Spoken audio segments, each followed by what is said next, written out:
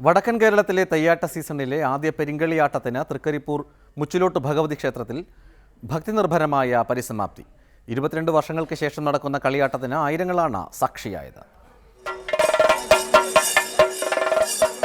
പൊയ്ക്കണ്ണണിഞ്ഞ് ദീപക്കോലവും മണിമുറവും കയ്യിലേന്തി ചെക്കിപ്പൂക്കളാൽ അലങ്കൃതമായ വട്ടമുടിയുമേന്തി ചുവടുവെച്ച് അനുഷ്ഠാനങ്ങൾ ഓരോന്നും അർത്ഥപൂർണമായി നിവർത്തിച്ച് മുച്ചിലോട്ട് ഭഗവതി ഭക്തർക്ക് മുന്നിൽ ദർശന സൗഭാഗ്യമരുളി.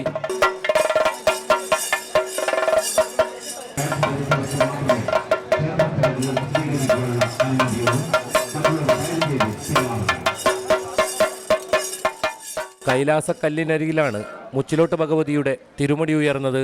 ക്ഷേത്രസ്ഥാനികരും ബാല്യക്കാരും ചേർന്ന് മുച്ചിലോട്ടമ്മയെ അരിയറിഞ്ഞ് എതിരേറ്റു.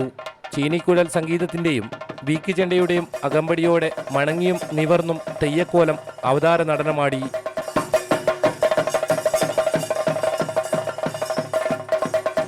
പിലിക്കോട് ബാബു കർണമൂർത്തിയുടെ മുച്ചിലോട്ട് ഭഗവതിയുടെ കോലമണിയാനുള്ള ആദ്യ നിയോഗം കൂടിയായി തൃക്കരിപ്പൂരിലേത്.